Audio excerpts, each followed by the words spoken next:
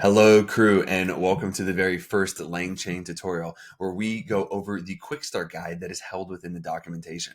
Now, if you want to see more explicit information about this, I suggest you head over to their documentation, and you can check out the examples that we're going to run through, and you can see some code samples and get a lot more information here. My goal with this Python notebook is to give a bit more color commentary for the top of it and to explain a little bit more about what's happening underneath the hood so that you're able to understand and run through some examples together. Now, the very first things that you're going to want to do is pip install LangChain and pip install OpenAI. I already have both of these, and so I won't do that again. And then the next thing that is extremely important, you're going to want to set your OpenAI API key as an environment variable. Now, why is this? Well, because we're going to be making some API calls to the OpenAI API. And in order to do that, you need an API key. And the way that you would do that is you'd head over to openai.com, log in, register, and under your name, you'll see that there is an API key section. And in fact, let me just show you just so you can have it. You click on API, and you're going to log in. I'm going to log in with my Google again. And all of a sudden I get my dashboard, and then underneath your personal, there's view API keys, and you can go view all your API keys that you want. Once you have that, you just need to set it as an environment variable. And in order to do that, you need to, let's get some video back. Beautiful. And in order to do that, what you need to do is you can either set this within your terminal and make an environment key or environment variable that way. Or what I like to do is I just like to import OS, and then I like to do os.environ open API key, and then insert your key here. And then you can just go ahead and run that command, and then it would set it for your environment here. I'm not going to do that because I've already done it and I've override it. Okay, now let's get into the really cool part now that we've gotten past the setup. So building a large language model application. What we're going to do here is we're going to run through about 4 or 5 examples of some pretty cool use cases using LangChain. And if you're not going to see anything else in this tutorial series, I think this is a cool one because it might start to get your ideas start going. So the first thing that we're going to do is we're going to import from LangChain some large language model support. And in particular, we're going to import the OpenAI one. Now, with this OpenAI one, we're going to create a variable that's going to be our language model, OpenAI, and then we're going to have the temperature at 0.9. Now, if you're not familiar with temperature, this is the amount of randomness that is going to be in your model. And if you were to set this to 0, or just 0, then this would be a deterministic model, meaning you get the same result over and over and over again. But because we want a little bit of variability within our data outputs here, I'm going to put the temperature at 0.9. So we'll go ahead and run this. Okay, now this model has been initialized.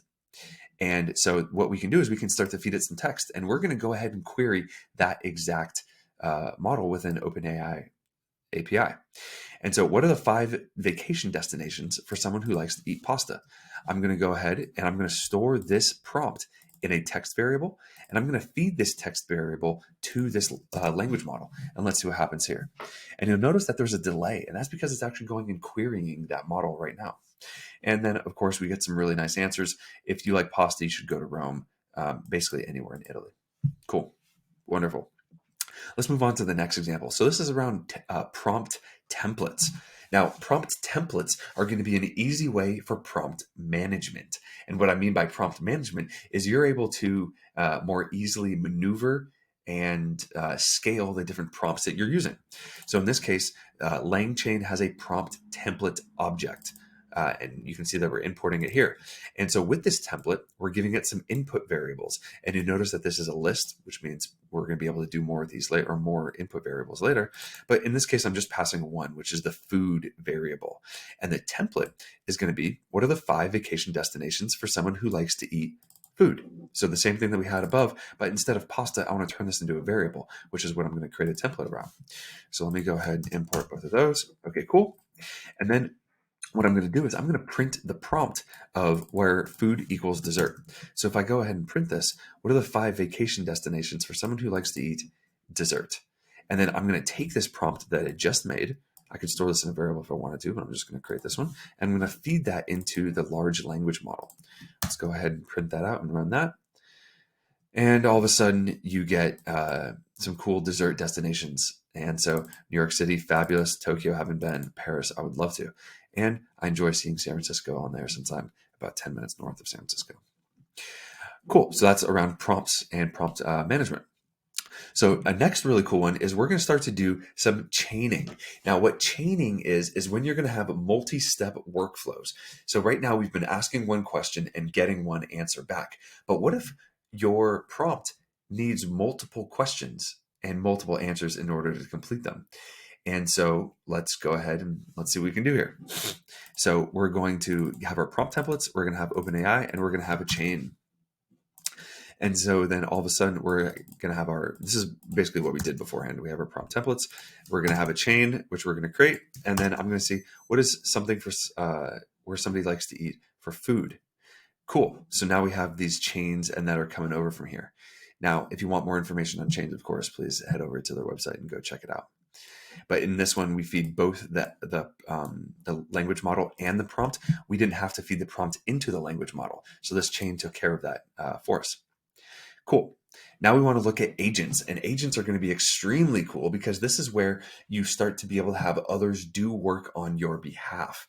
Now, in this case, what we're going to do is we're going to go check out Google search results. So then what's really cool is all of a sudden we're connecting OpenAI with Google search, which is something that we could not do with the raw engine in it specifically.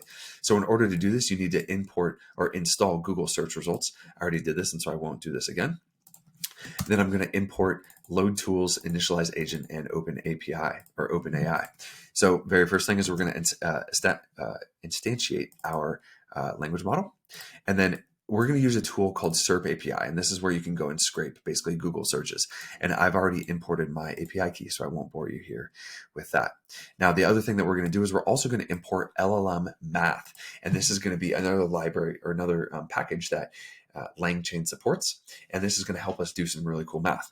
So all of a sudden we're going to load some tools and we're going to load in the large language model that comes with it. And that is because LLM math needs that language model.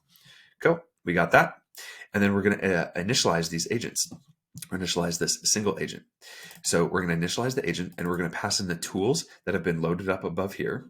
We're going to pass in our language model, and we're going to pass in an agent type. Now, this may look like gibberish, zero-shot React description.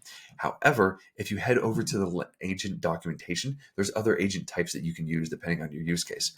And for this one, I want to do verbose equals true. And the reason why we do verbose equals true is because it is going to print out all of the many steps and all the information that it's thinking about in the first place. This helps us debug what's going on and really see underneath the hood. So what's cool about this one is I can do a longer prompt. And not only a longer prompt, but this prompt needs multiple steps in order to answer. So who is the current leader of Japan? What is the largest prime number that is smaller than their age? So it's going to go grab that leader of Japan and do the smallest prime number below them. So let's go ahead and let's run this. And then all of a sudden it says that, oh, I'm doing a new executor chain. And this is what's really sweet is you can see what is it thinking about what it needs to do in order to do your request. So in this case, they need to find out who the largest prime minister is of Japan, and then the prime number that's smaller than the age. So it goes and finds the current prime minister of Japan, has the right answer, and then it needs to find their age. So it goes and it searches that, and it finds his age. Sweet. And then it needs to find the largest prime number smaller than that. So it goes and gets the calculator, finds 65, knows the final answer, and it says the current leader of Japan is this dude and has the largest prime number that is smaller than his age of 61 because he's 65. That's cool. And then finally, let's move on to memory. So this is the concept of, let me see if I can make this a little smaller. No, let me zoom out just a little bit. Oh, that's annoying. Okay, well, this is the concept of, I'm going to pause the video. Actually, no, let's keep that in there. This is the concept of having memory. So this means that your agent can remember things that you've done in the past. And so, for example, we have OpenAI, and we are going to import our conversation chain.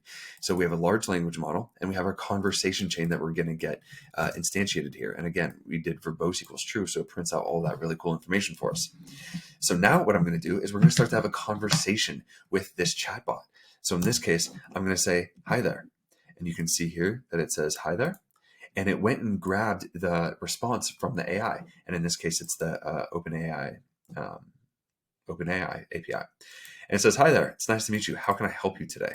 And I said, I'm doing well, just having a conversation with an AI. So there's my first text to it. I get a response. Here's my second text. It's thinking. And then all of a sudden it says, great, what do you want to talk about? And I'm saying, I want to double check that the memory actually works. And so in this prompt, I'm going to say, what is the first thing that I said to you? So that I can see that it goes back and remembers that. It says, you said, hi there. Nice.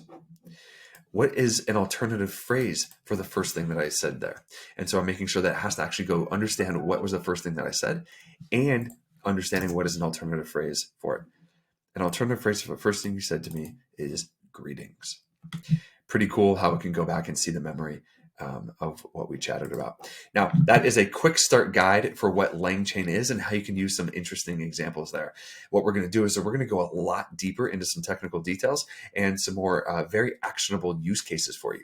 So enjoy and follow us on the next video.